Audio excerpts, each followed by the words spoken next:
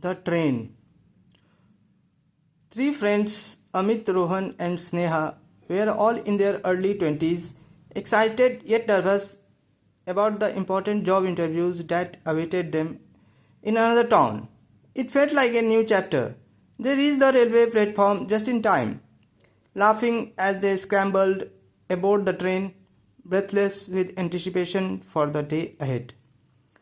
The journey begins. They found seats together and soon settled into the gentle rhythm of the moving train. Across from them sat an old man with twinkling eyes and a mysterious smile. The friends began chatting enthusiastically about pirates of the Caribbean, reminiscing about swashbucklers, cursed ships, and the mischievous Captain Jack Sparrow. A curious stranger. Noticing their excitement, the old man leaned forward. That movie, was it about haunted ships? He asked. They nodded, describing ghostly pirates and the magical adventures. The old man's voice softened. This train, it's haunted too, he murmured. Intrigued and a bit unnerved, Amit said, What do you mean?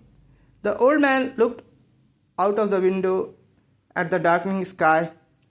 35 years ago, this train lost control at the bridge ahead. They say it fell, and after that, people began to whisper. Strange things happen here. His eyes glimmered mysteriously. Fear. Sneha gripped Rohan's hand nervously. Rohan exchanged worried glances with Amit. Each friend tried to brush off the old man's story, but couldn't shake the unease as the train approached the legendary bridge.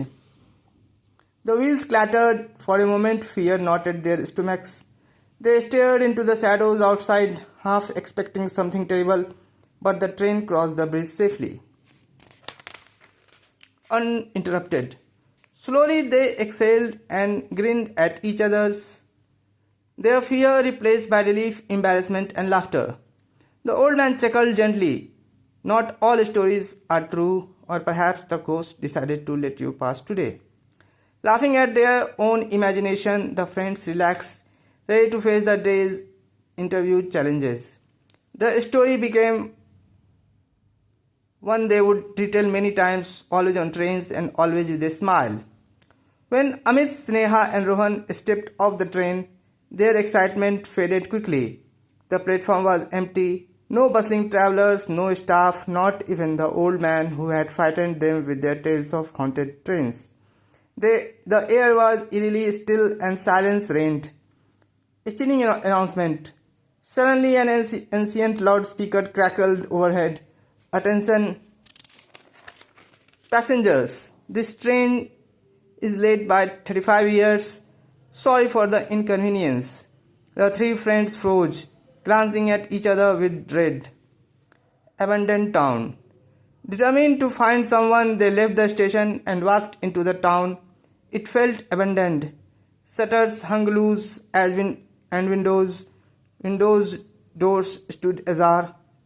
But inside every shop and house there was nothing, not even stray dogs or fluttering birds. Their footsteps echoed strangely on empty streets.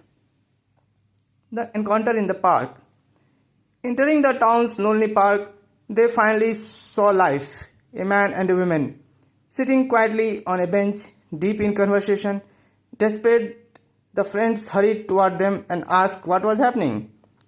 The man nodded gravely. It's true. The train was haunted. And so is the station.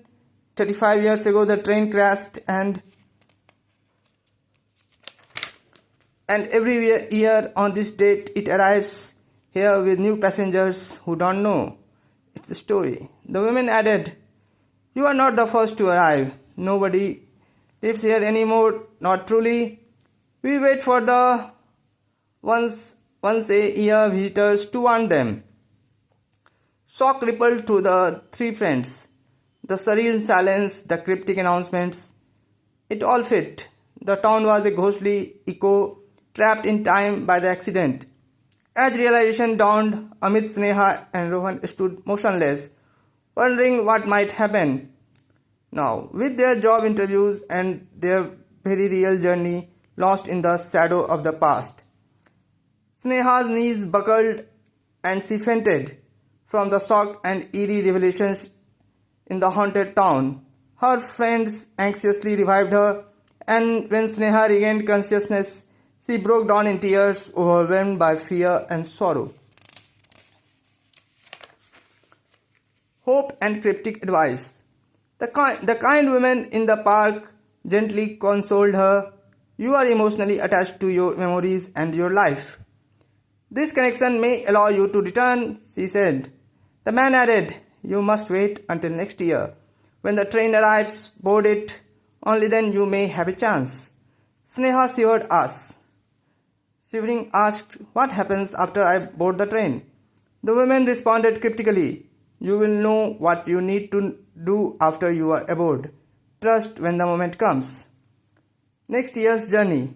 A year passed in restless suspense. When the anniversary arrived, Sneha waited alone at the deserted station. The train, invisible to everyone else, appeared as the clock struck the same hour.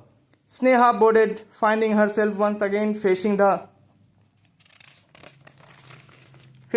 enigmatic old man from her previous journey. A strange ultimatum. He regarded her with solemn eyes. If you truly wish to return to your real world, you must jump into the river from the bridge. He told her. Terrified, Sneha protested, unsure whether to trust him or even believe his words. With gentle persistence, the old man explained, the river is more than water. It acts as a black hole, a portal. If you jump, you won't die. You will be transported to a parallel universe almost identical, with only a small differences from your old reality. It's your only way. The leap of faith. The ominous bridge approached. At first, Sneha clung to her seat, battling disbelief and dread. But as the old man's word echoed, fear slowly transformed into hope. Summoning her courage, she leaped into the dark waters below, feeling herself pulled by a strange force away from the haunted journey toward the possibility of a new beginning. Sneha gasped as she suddenly found herself standing on the platform of her hometown's railway station. Glancing around, she realized with a sinking heart that she had missed the train she was meant to board.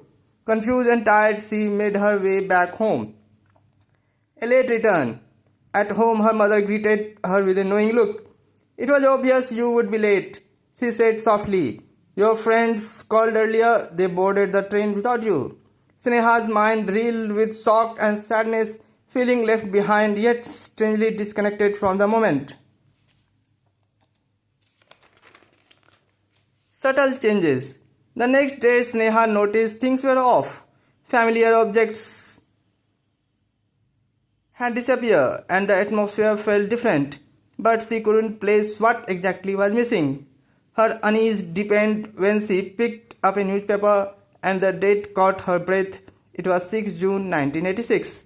The strange feeling of dislocation returned stronger than ever. News from another era. In the evening, Sneha and her mother watched the news on TV.